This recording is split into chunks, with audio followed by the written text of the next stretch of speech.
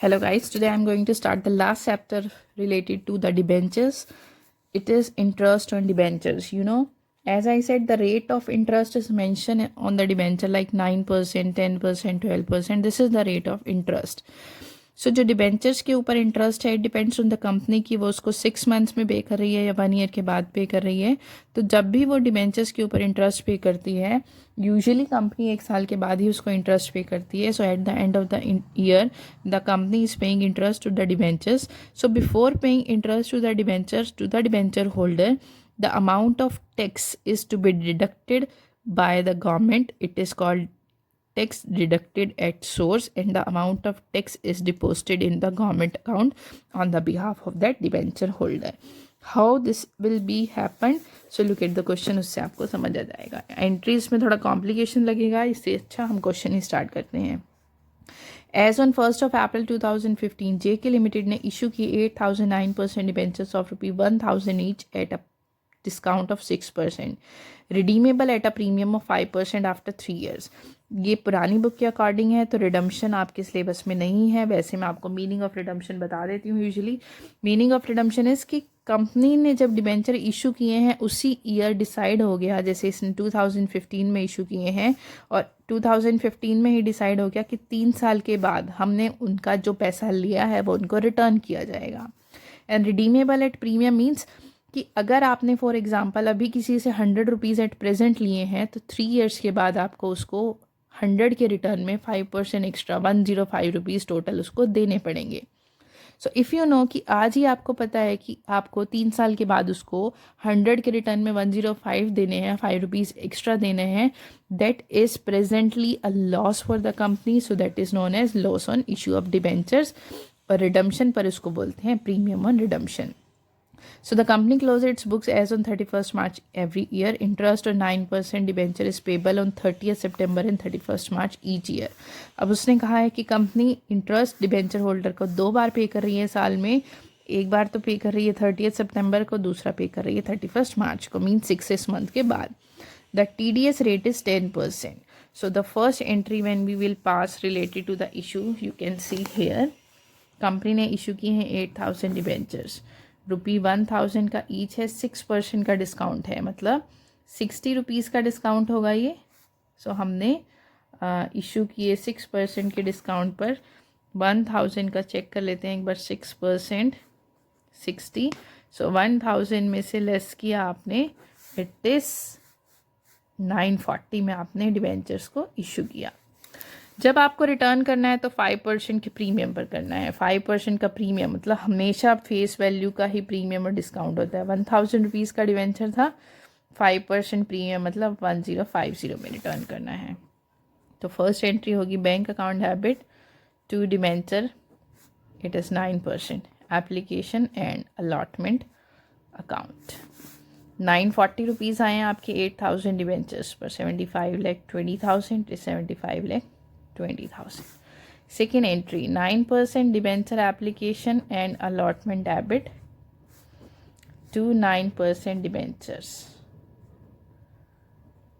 और हमने loss on issue of debentures means जो डिस्काउंट है और जो प्रीमियम है रिडम्पशन का वो शो करना है डेबिट में.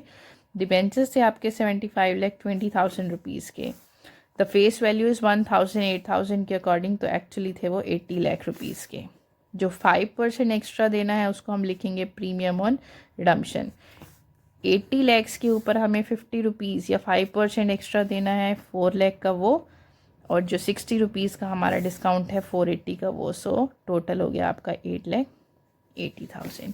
मीन्स 8,000 के ऊपर 60 रुपीज़ का डिस्काउंट और 8,000 के ऊपर 50 रुपीज़ का प्रीमियम, टोटल मिलाकर कंपनी को लॉस कितना हुआ? 880. नेक्स्ट हमें डिवेंचर्स 2 इंस्टॉलमेंट में पे करना है. फर्स्ट है 30th सितंबर को. अब डिवेंचर्स के ऊपर आप इंटरेस्ट पे करोगे तो for us it is a expense. Interest on debentures debit किसको दिया जा रहा है? To debenture holder. और इसके ऊपर हम क्या कट कर रहे हैं? To TDS. The rate of interest is because they are 9% debentures, तो रेट ऑफ इंटरेस्ट इज़ 9%. जो इंटरेस्ट है वो हमेशा फेस वैल्यू के ऊपर लगता है. सो डिबेंचर्स थे आपके 80 लाख रुपीज़ के, इसके ऊपर 9% 7,20,000 फॉर 1 ईयर. हमें 6 मंथ्स में पे कर रहे हैं, तो 1 ईयर का 720 है, 6 मंथ्स का हो जाएगा 360। 10% TDS है तो 3,60,000 भी ऊपर 36,000 का टैक्स काट के हमने डिबेंचर होल्डर को पे किया 324। TDS is to be paid by us to the bank, TDS debit to bank, क्योंकि ये अल्टीमेटली गवर्नमेंट के अकाउंट में ट्रांसफ़र होता है। 36। सेम सेकेंड एंट्री हम करेंगे 31 मार्च को। दीज 2 एंट्रीज देखिए बुक में। अच्छा, 1 मोर एंट्रीज है, debenture holder to bank. Debenture holder को आपने 3,24,000 का इंटरेस्ट जो पे करना है उसकी एंट्री भी की जाएगी 324। Same 3 entries are there as on 31 March. Interest to debenture to TDS, debenture holder to bank and TDS to bank. और लास्ट में जो भी आपके लॉसेस है उसको प्रॉफिट एंड लॉस से चार्ज करना है, तो P&L debit. Loss on debenture 880 था और जो इंटरेस्ट हमने 720 का देना है that is also in the debit side. So this is about this interest. Next we have writing off discount.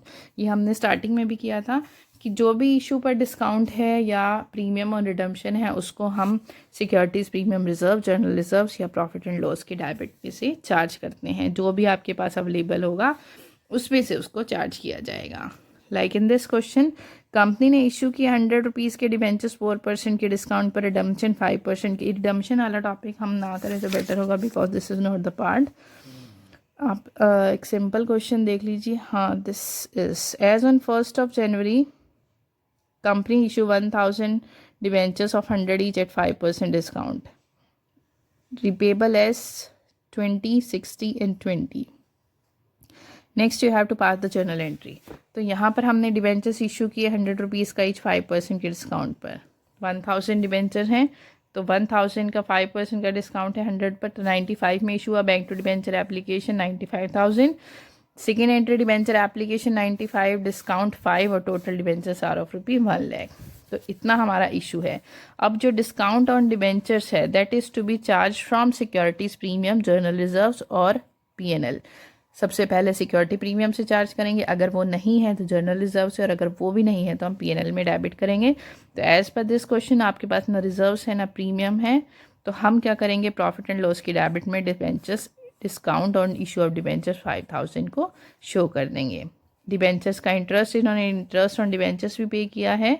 So debentures interest debenture holder हमारा था 12% से 12,000 रुपीज़ और डिबेंचर होल्डर को 12 से पे किया।